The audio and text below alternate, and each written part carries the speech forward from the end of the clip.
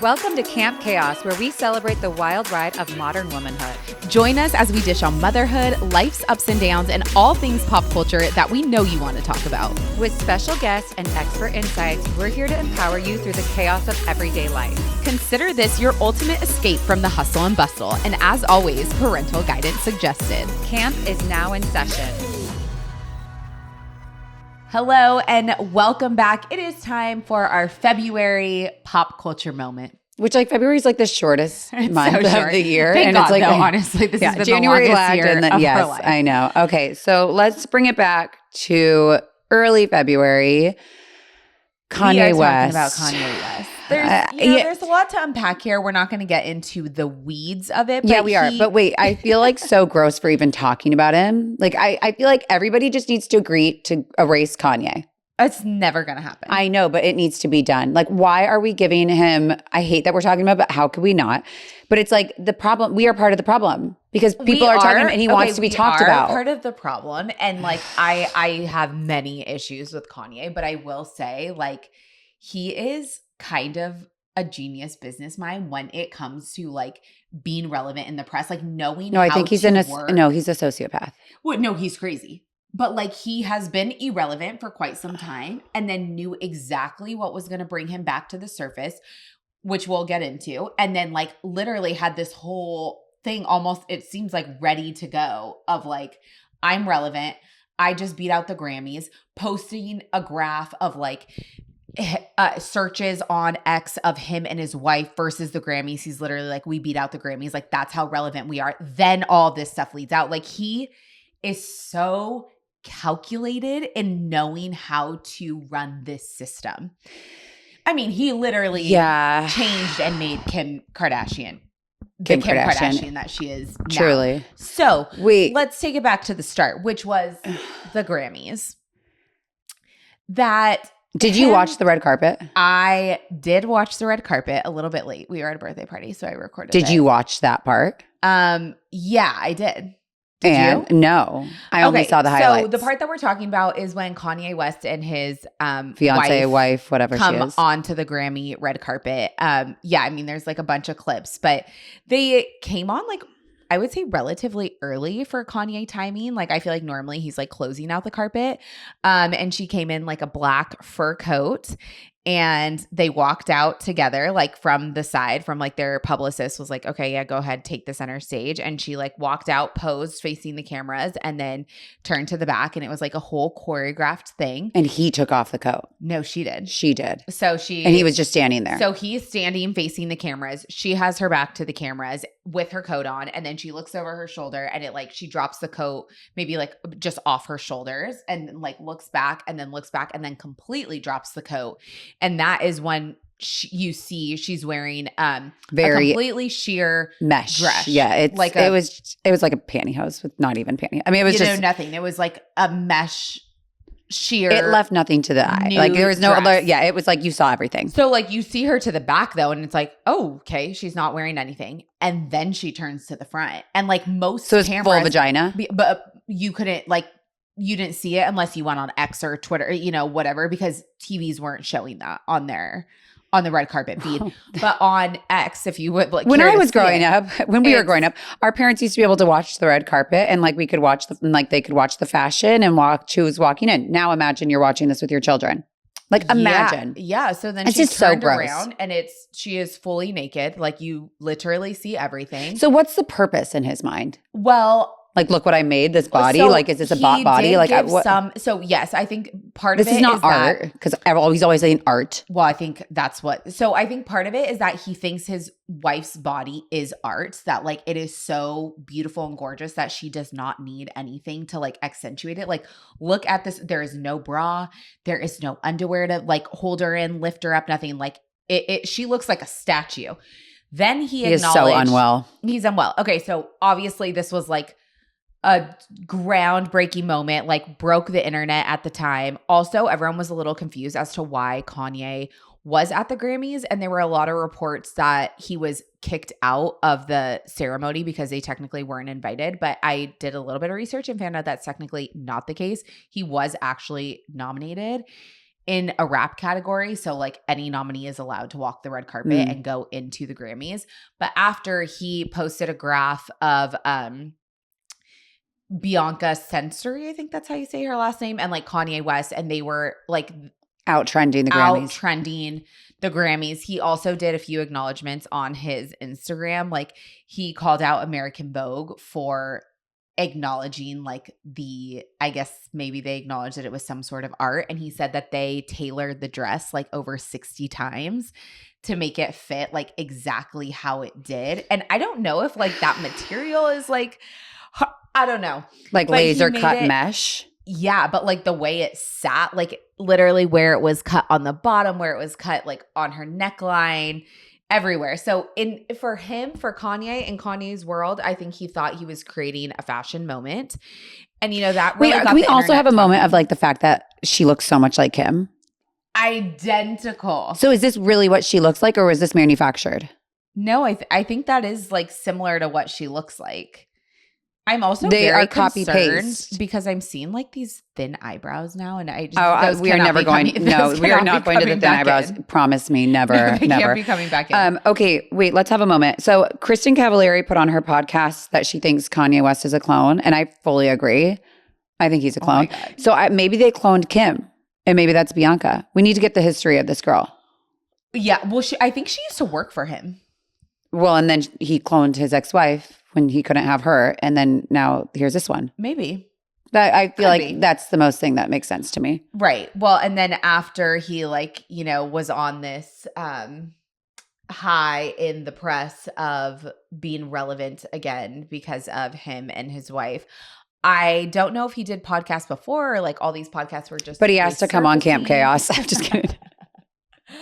But he did. I did hear him on a couple podcasts and he was just like, oh my God, my wife is like the most Googled person in the world now, which it's like, yes, I'm sure she is. Well, and I just gave another search. Great. And people I'm part of the problem. Thought that his wife was like this like almost servant that like he's telling her what to do. And so he was trying to explain like that, what an amazing person she is. And he said that she has helped him so much that he's been diagnosed as bipolar, and she was like, I know a lot of bipolar people. Like, you don't seem like you're bipolar. You actually seem like you could be on the spectrum, more autistic. And he ends up going to a doctor and is actually believes he's like a little bit autistic. So he's on the spectrum, but that does not.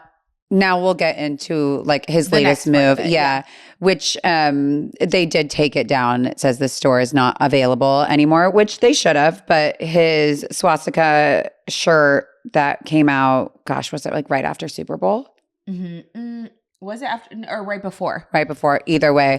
I mean, not that the timing matters, but how dark, how disgusting. What is the message other than you are just a complete racist fuck? Well, yeah, no, there is no message. I mean, I think he's like in that sense of his life, he is absolutely a psychopath. And I think he tried to make right by saying like when he said those remarks years ago that Elon Musk and that he got praised for it. And now it's like he turned this whole battle. So he spoke about why he put the shirt out there?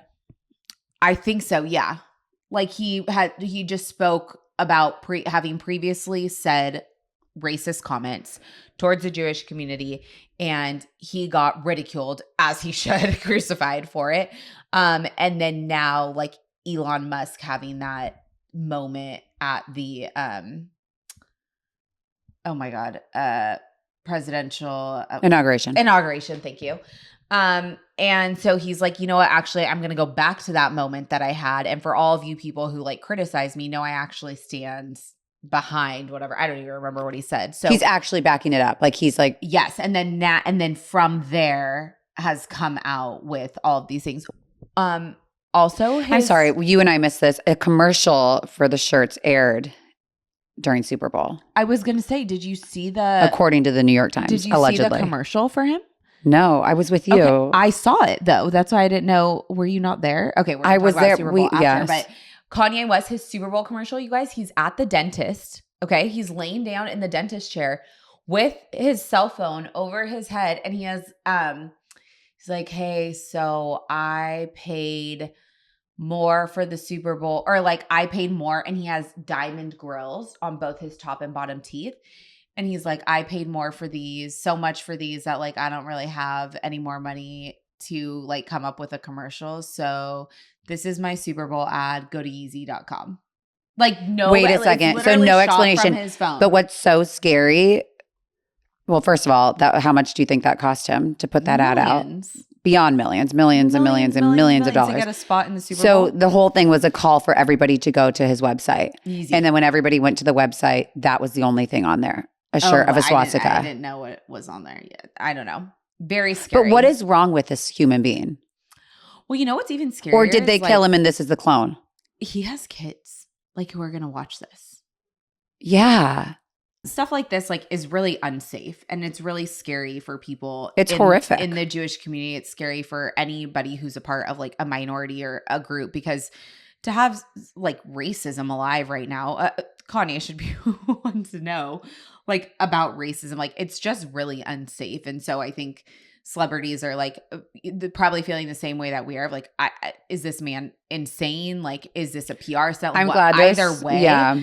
How are we still giving this person like? Why is this person still being talked about? He needs to be canceled. Like, and I do not believe in cancel culture. I truly do not. This person needs to go away. This person cannot have a platform. This person cannot be influencing like the youth. It's so crazy because I feel like he has been canceled a couple times and like he keeps resurfacing. He's like a cockroach. He's a freaking cockroach. It's crazy. Oh my God. So now that we have contributed to the conversation of Kanye West, I know. It's just cringy. As the seasons change, so do your skin's needs. Shift in the weather can leave your skin feeling irritated, tight, and dry, especially if you have sensitive skin or conditions like eczema. But what if your skincare routine could help calm your skin and reverse the signs of cellular aging at the same time? Enter OneSkin. Founded by 4 PhD-level researchers, OneSkin is the only company with the OS1 peptide, the first ingredient scientifically proven to reduce the dysfunctional senescent cells, aka zombie cells, that build up as you age and make you more sensitive to those seasonal symptoms like tight, dry skin. Their products are free from more than 1,500 common irritants and backed by countless lab and clinical studies. Just a few of the reasons they've earned the National Eczema Association seal of acceptance.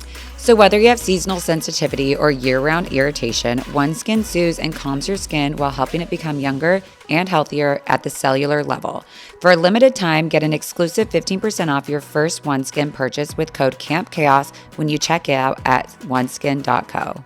And you guys, we have talked about OneSkin so much. We are obsessed with their entire line. A couple of our favorite products.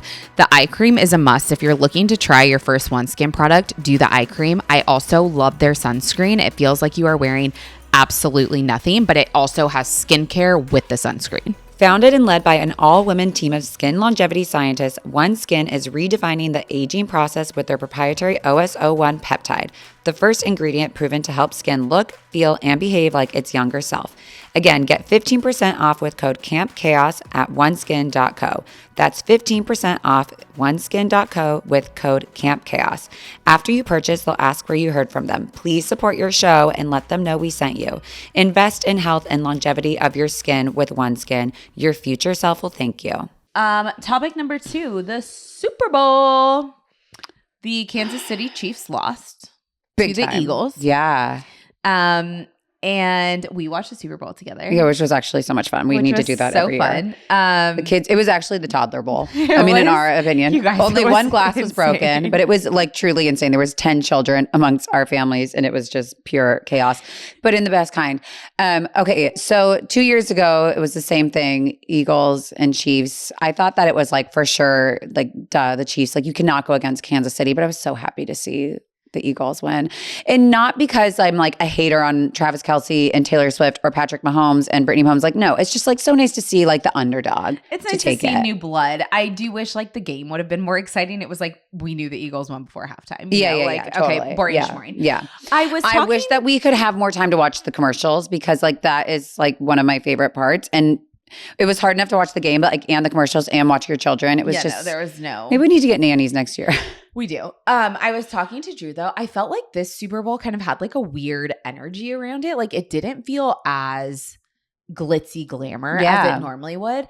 Like last year, there was so much hype. It being in Vegas, I feel like Kristen Juszczyk with like having dressed Taylor Swift and Brittany Mahomes. There was so much more. There was so much media hype, and press. And then I don't know if it was just like a really sad and unfortunate that the Super Bowl was in New Orleans and there had been Everything a had terrorist just attack, happened, yeah. and like I don't think people felt as comfortable there. And it also seemed like people are kind of, like you said, like a little bit annoyed with the Mahomes and the Taylor Swift, Travis Kelce of it all.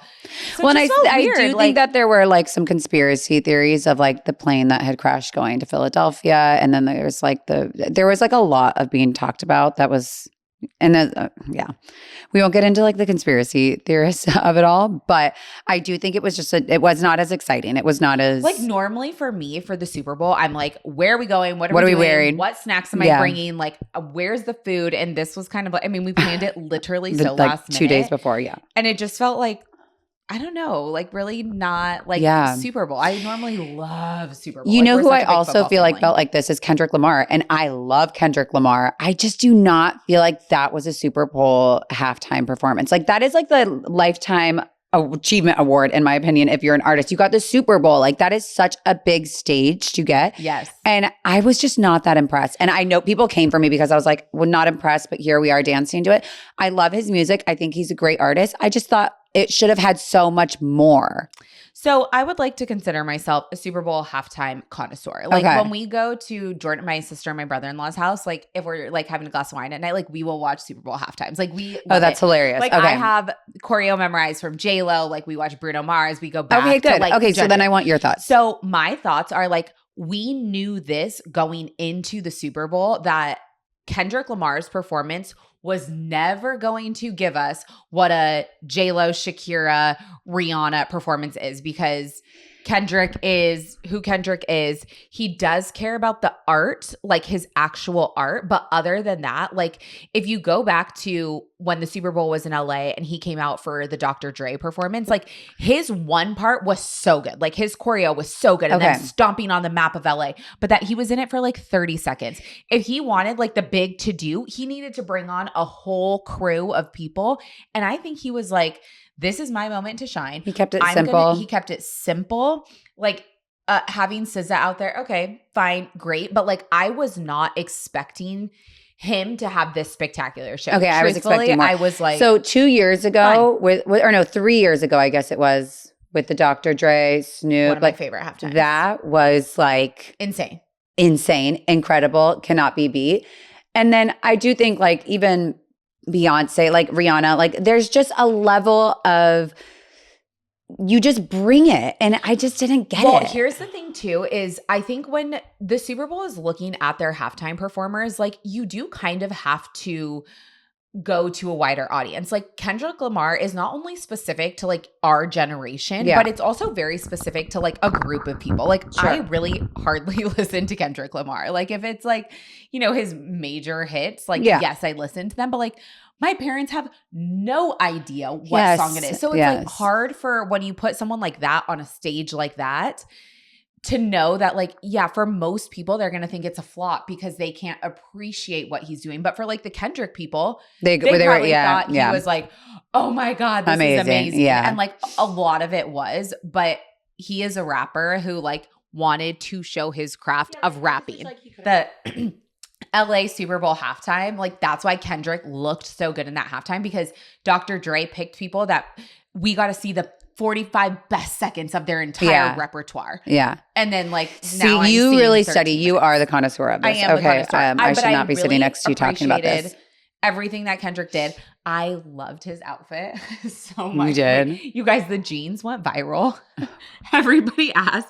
They were like, are they Mother's jeans? I think it came down to the last two that I saw were Mother's and Celine. Oh, I think they were Celine. Everybody, Yes, they were Celine. And they sold out in like less than a minute. Oh my God, it's the royal moment. And his big chain. No, but I appreciated it. I just like, normally I'm into the background dancers too. And it's like, how do you background dance to Kendrick Lamar? Like the girl part was cute where he was like talking to the girls and asking them and they were answering. But I'm like, I need to rewatch it again. We rewatched it when we got home. Okay. Like Drew is also like thinks he's a halftime connoisseur like me. And so he's like, we need to rewatch it. And he liked it better.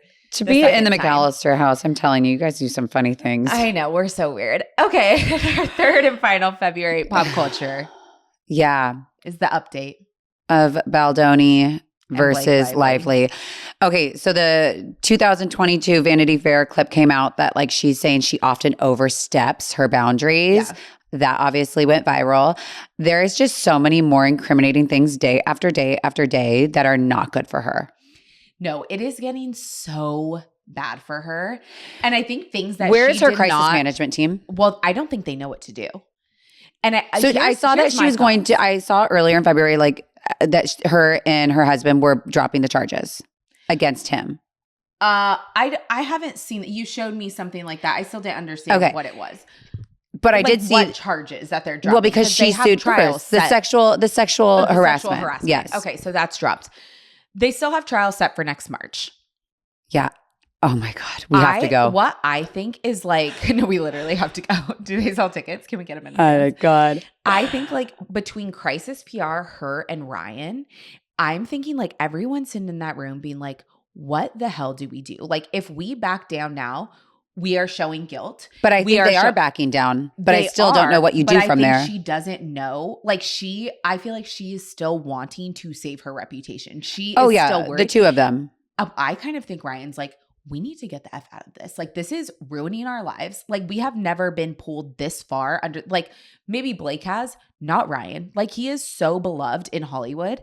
And I think she was beloved in Hollywood as well, wasn't she? Or yes, no? She was, but it was always known that she was tough to work with. Yeah, and I have seen all those clips of her just being very crude to interviewers and with people. Yeah. So like that, but like Ryan has like not really been tainted, stained. Yeah, he was Hollywood's little. So I feel like he's like a poster child, and now at her and being like, we need to get out of this as soon as possible. And she's like, we're in too deep. We're in too deep. How do I fix my reputation? I think call your old best friend Taylor on your reputation tour. Pull the lawsuit, but I think she's worried that it's going to show. Wait, but what show guilt? The facts are the facts. Everything is shown. Everything is shown. Well, I mean, also Justin Baldoni has dropped a website.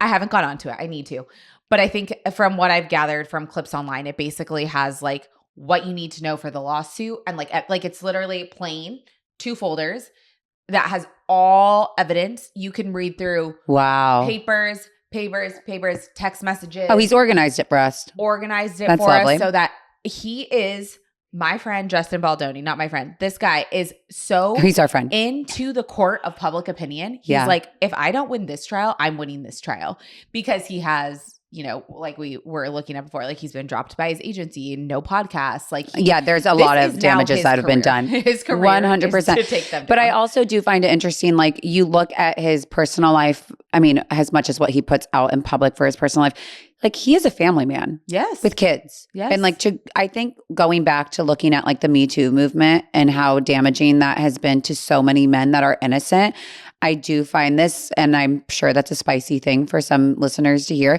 I do find this like a very important trial and a very important topic that you cannot wrongfully accuse a man. That's wrong. We have sons. You cannot do that. Yeah. Well, and he was like known as the feminist, like the male feminist before. Like that was the whole grounds of She messed with the wrong guy. Yeah. And I don't think that she thought that he would come at her as hard and like with the facts. And I would love to know like who and what team he's working with. I'm sure we could look up like the lawyers, but like whoever is helping him just like serve out these facts, serve them out at the time, releasing like even where he's apologizing for certain things like, oh, you said this about an intimacy coordinator. Okay, well, here's the meeting that you missed. Here's all the text messages I sent to you. Yeah. I don't even know if I would have text messages from that long ago. Like it's amazing. No, he has brought he's been able so many to do. receipts to every single like rebuttal after rebuttal after rebuttal. It's crazy. And it's buried her. There is like, you know, it's wild to think, somebody was saying, talking back about Super Bowl. Remember Blake Lively last year was with Taylor Swift in her suite. They said, absolutely, there's no way, Taylor. Like, I don't think anybody wants to touch this. No, but like, here you go from like, that's like my child's godmother to like, no, you are like, even your best friends turned her back on you. Yeah, I have heard, I was looking on Dumois about all the Taylor Swift of it all. And I think from what I gathered from all the Dumois postings that it was like Taylor wants just nothing to do with this. Like she's like supportive of her friends. Oh, she is. Yeah, I think she's like, I'm backing you, like whatever you need. See, I've heard the opposite where it was like very much like, I am so mad that you put me in this position. Then they don't have a friendship anymore. You think they're still friends and she's just like. I think that they're friends, but I think she has clearly communicated to her, I want nothing to do with this. Do not pull me. Oh, so you don't think it's ended the friendship? I don't think it's ended the friendship. Interesting. I think that they're too close of friends. Everyone has their breaking point. Yeah, but I mean, Taylor's used to this kind of drama. Yeah, she's but like to be used and said like she's my dragon, don't mess with me type of vibes, like because of Taylor Swift. Like that is like bad. That's bad. The text messages are so cringe, which we said last time, but like it's really bad. It's so bad. And I just think that there is going to come a point in this next year, because a year is a very long time for the trial to start. And like, we need to talk to the judge. We need to speed it up. Gosh, what are we going to do for No, I think she is going to come out with a way to drop all of this. Like she cannot. It's not up to her. It's up to him. He has to drop it. Oh, that's right. Well, or she'll try to settle. Don't you think she'll try to give settle out of court? I don't know what. This is $400 million. I think that he may be so deep into this where he's like, I want 600. And I think like I'm like, what? Here's 100 million. Here's 200 million. I don't even know if it's about the dollar amount right now. I think it's like we're going. I don't think he would settle for we're that. We're going to expose. Amount. But that means that both her and her husband's career, like what's the future with now for them? What movies have they already worked on that are in the pipeline? And what are those crisis management teams doing? Well, even for what is it, Simple Favor 2? Yes. And they thought that like it wasn't coming out because of more like fights between Anna Kendrick and Blake Lively. Yeah. Like everything that she is going to touch now is like. Wait, did you see the thing where somebody came out and said like she would burp and fart on set? Yes, I said this to you. Sent it to me. She would burp and fart on set and be like, you should be so lucky to smell my farts. That is some cringy behavior. That is a different level of entitlement. I don't think she's doing that. I don't put it past her after what this is. Oh my God. That is just like, it's just You're welcome. gross. You're welcome. It's so disgusting. Oh my God. Well, I will be very curious to see like what happens. I think for all of our pop cultures of the month, like we're always going to end with an update until this is settled. Until Kendra and I are in the trial room cross-examining Blake, Ryan, and Justin. Like we need to get tickets immediately. The hottest tickets. We thought the Eras tour. No. This is it. Trial. Oh all right. Well, say goodbye to February. This was it. Bye, guys. Thanks for tuning in to Camp Chaos. We hope you enjoyed today's episode. If you liked what you heard, don't forget to subscribe, rate, and review our show. Connect with us on social media at Camp Chaos Podcast. Until next time, campers.